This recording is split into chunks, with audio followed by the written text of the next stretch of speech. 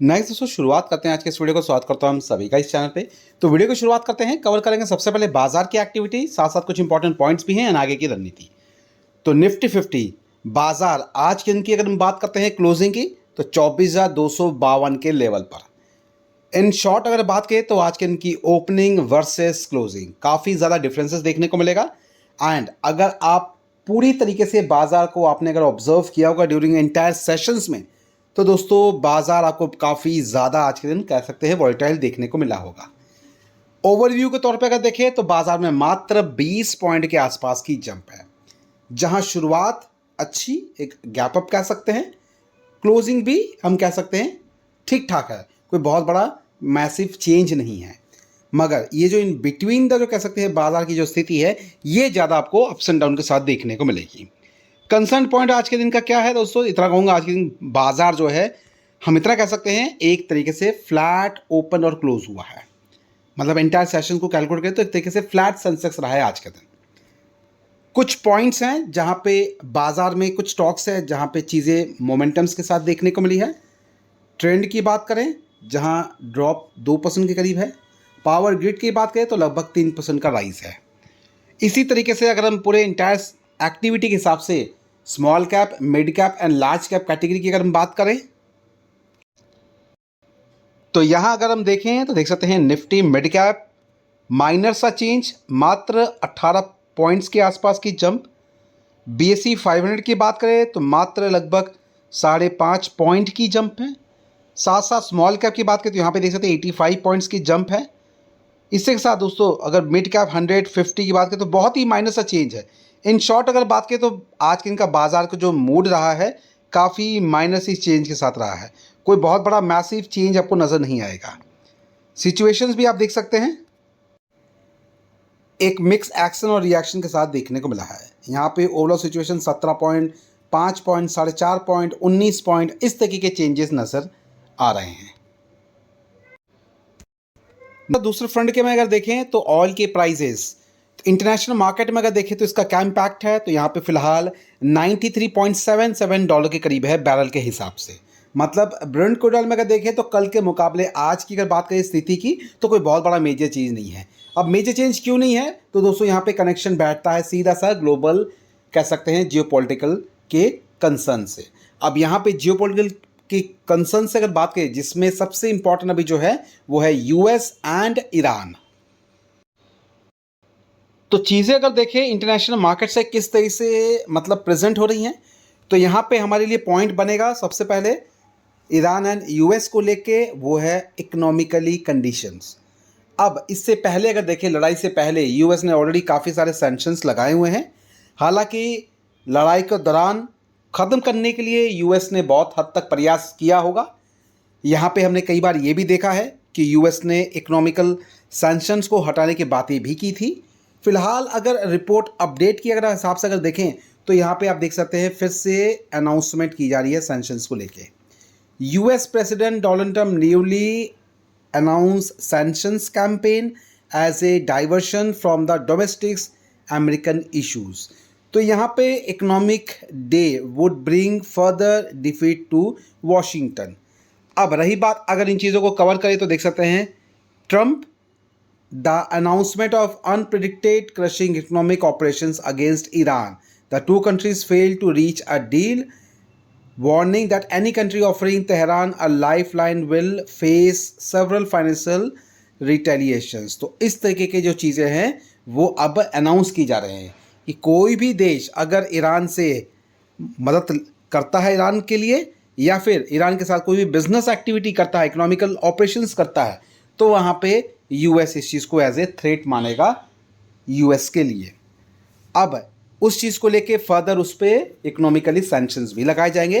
अब व्यापार के लिए अगर देखें तो ईरान व्यापार करता है तेल के मामले में, तो यहाँ पे तेल को लेके मुद्दा बताया गया है कि अगर ईरान से कोई भी तेल खरीदता है या फिर ईरान कोई अपना कोई सामान बेचता है ईरान को, तो उस फ्रंट पे अभी अगर देखें तो उस कंट्री पर इकोनॉमिकली सैंक्शंस लगाए जा सकते हैं।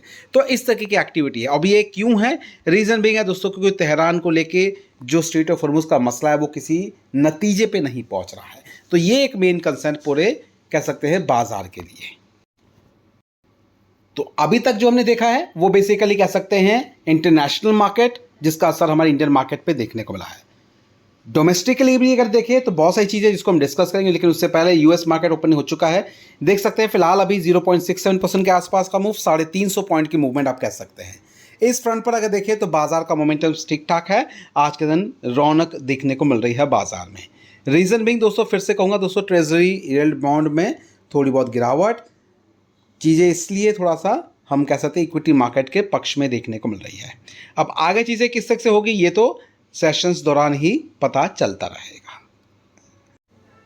नेक्स्ट दोस्तों अगर कवर करेंगे, बहुत इंपॉर्टेंट सेगमेंट को कवर कर रहे हैं आज के दिन। अब इससे पहले अगर देखिए तो हमारे ग्रुप में हमने ये चीज़ें ऑलरेडी मेंशन की। ग्रुप मतलब जो हमारे ऐप वाले सेक्शन है, तो ऐप वाले सेक्शन में हमने ऑलरेडी बहुत सारी वीडियोस कवर की हैं, काफ़ी दिनों से कर रहे थे। कुछ पॉइंट्स पे हमने चीज़ें कवरेज करके चीज़ें मेंशन भी की थी और उसका फ़ायदा भी हमें मिला है। हम यहाँ पे डिस्कस कर रहे हैं फिलहाल एक पर्टिकुलर सेगमेंट, जिसको ज्वेलरी सेगमेंट या फिर लाइफस्टाइल सेगमेंट कह सकते हैं, गोल्ड सेगमेंट कह सकते हैं। यहाँ अगर देखें तो दोस्तों देख सकते हैं यहाँ पे गोल्ड से रिलेटेड बहुत सारी चीज़ें देखने को मिल रही है। कल्याण ज्वेलर्स की बात करें, स्काई गोल्ड, सेनको, पीसी ज्वेलरी, ये सारे मुद्दों पे बात हो रही है। इसी फ्रंट पर अगर देखें तो फिलहाल देख सकते हैं अच्छा खासा कह सकते हैं बिजनेस एक्टिविटी यहाँ पे गोल्ड सेगमेंट में देखने को मिल रही है। इस हफ्ते गोल्ड मार्केट के लिए काफ़ी चीज़ें बेहतर हुई हैं। बहुत सारी पोजीशंस में आज इस हफ्ते हमें अच्छा खासा गेन सेक्टर वाइज देखने को मिला है। जिनके पास भी स्टडी करें, जितने भी लाइफस्टाइल वाले स्टॉक्स हैं, जितने भी लग्जरी वाले स्टॉक्स हैं, उनकी अगर हम बात करें, उन पे प्रॉपर स्टडी करें। नंबर्स के मुताबिक कंपनी ने जो नंबर्स Q1 के दौरान डिक्लेयर किए हैं वो मैटर करता है। इसके साथ साथ दोस्तों उसका असर कह सकते हैं डायरेक्टली, क्योंकि यहाँ पे ज़्यादा अगर बाइंग सेलिंग होगी तो जो इसका इंडेक्स है या फिर जो कह सकते हैं इसका प्लेटफॉर्म है जिसके माध्यम से ये होता है, कमोडिटी मार्केट जिसको हम कहते हैं, उस पर भी इसका असर पड़ेगा। और इसलिए अगर आप देखेंगे तो यहाँ पे एमसेक्स जो इंडेक्स है उसमें भी आपको तेज़ी देखने को मिल रही है। जैसे बीएसई का स्टॉक है वैसे एमसेक्स का भी स्टॉक मार्केट में ऑलरेडी है, तो उसका असर कहीं ना कहीं ओवरऑल अगर देखें तो हमें एमसेक्स के स्टॉक्स में भी मोमेंटम्स के तौर पे चीज़ें देखने को मिल रही होंगी। तो यहाँ पे डिमांड की अगर बात करें तो इन्वेंट्री की काफ़ी अच्छी डिमांड है ग्लोबल मार्केट के हिसाब से देखें तो, जिसका कंसर्न जो है डोमेस्टिक लेवल के स्टॉक्स पर भी एक पॉजिटिव नोट के साथ पड़ रहा है। तो देखते हैं फर्दर इसमें क्या क्या चीज़ें होती हैं, इसको हम कवर करेंगे आने वाले अपने नेक्स्ट वीडियो में, जो कि हमारे ऐप में आएगा। नेक्स्ट दोस्तों अगर कवर करें तो देख सकते हैं business activity. India point of view से अगर देखें तो इंडिया एक बहुत ही तय कह सकते हैं प्लान के साथ आगे बढ़ रहा है, जहाँ पे प्रोडक्शंस पे सबसे ज़्यादा ध्यान दिया जा रहा है।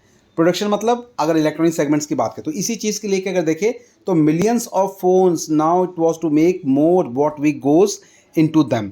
तो इस तरीके की भी अपडेट्स हमें आ रही हैं, जहाँ पे इंटरनेशनल मार्केट में इंटरनेशनल कंपनी के साथ टाइप्स करके यहाँ पे R&D करके फिलहाल लीडरशिप्स के तौर पे यहाँ पे इंडिया में मैन्युफैक्चरिंग हो रही, ताकि डिपेंडेंसी जो है बाहर से फ़ोन मैन्युफैक्चर करके मंगाने की उस पर चीज़ें कम हो। अभी अगर देखें तो एडिशनल लगभग चीज़ें 35 से लेकर 40% तक देखने को मिल रही है। रिसर्च एंड डेवलपमेंट के तौर पे भी बहुत सारी चीज़ें सेटअप्स हो रही हैं, जिसका असर हमें ओवरऑल अगर देखें तो मैन्युफैक्चरिंग सेगमेंट पे देखने को मिलेगा, जो कि इलेक्ट्रॉनिक सेगमेंट से कनेक्ट करता है। तो चीज़ें हमें यहाँ पे ध्यान देनी है, चाहे मोबाइल मैन्युफैक्चरिंग की बात करें या फिर MPMS की अगर बात करें, जिसको हम कह सकते हैं mobile phones manufacturing scheme, MPMS। This is the largest ambitions behind the government, जो कि नोटिफिकेशन लगभग 21 अगस्त का है। इसी के तहत अगर देखें तो लगभग आउटलेट के तौर पे आने वाले 5 साल में जो टारगेट्स हैं 62,500 करोड़ के आसपास का आउटलेट का तैयार का टारगेट है। और इसी बिहाफ पर बड़े बड़े ब्रांड के साथ भी टाइअप्स हो रहे हैं, जिस बिहाफ पे बहुत सारी कंपनीज आपको यहाँ पे काम करती हुई देखने को मिलेगी। मेन जो कंपनी यहाँ पे जो काम करती है वो बेसिकली डिक्सन को मैं एज ए पिक्चर के तौर पे देख सकते हैं, क्योंकि ये आज की बात नहीं है, डिक्सन कई सालों से कर रही है। इनफैक्ट हाईलाइटेड तब से हुई है जब से 2020 की बात हो रही थी। कोविड के बाद से ये स्टॉक जो है काफ़ी ज़्यादा हाईलाइटेड रहा है। डिफरेंट तरीके की PLI स्कीम के माध्यम से भी सरकार जो है इस कंपनीज को फ़ायदा दिला रही है, जिसके माध्यम से अगर देखें तो आने वाले समय में कंपनी का जो बिजनेस एक्टिविटी इंक्रीज भी हो रहा है। और भी बहुत सारी कंपनीज है जो मार्केट में इस चीज़ को लेकर आगे बढ़ रही हैं, उसके बारे में प्रॉपर्टी से डिस्कस करते रहेंगे टाइम टू टाइम, जो भी चीज़ें बेहतर होंगी। फिलहाल इन्वेस्टमेंट के साथ साथ गए थे तो PLI स्कीम के माध्यम से कॉस्ट इफेक्टिवनेस और बिजनेस एक्टिविटी के हिसाब से देखें तो जो डिपेंडेंसी इम्पोर्ट की वो कम होती है, तो जिसका सीधा असर जो है इंडिया के पूरी की पूरी इकोनॉमिक या फिर GDP की अगर बात करें तो उस पर असर पड़ेगा प्रॉपर तरीके से। तो फिलहाल बहुत इंपॉर्टेंट सेगमेंट है, बहुत बड़ा सेगमेंट भी है मोबाइल मैन्युफैक्चरिंग इंडिया के अंदर में। तो चलिए दोस्तों, फिलहाल ये सारी अपडेट्स है आज के हिसाब से। इसके अलावा बाकी की जो चीज़ें कवर करेंगे आने वाले अपने नेक्स्ट वीडियो जो कि हमारे ऐप में आएगा उसमें कवरेंगे। तब तक थोड़ा सा इंतजार करें, मिलते हैं दोस्तों अपने नेक्स्ट वीडियो में। Thank you watching and bye bye.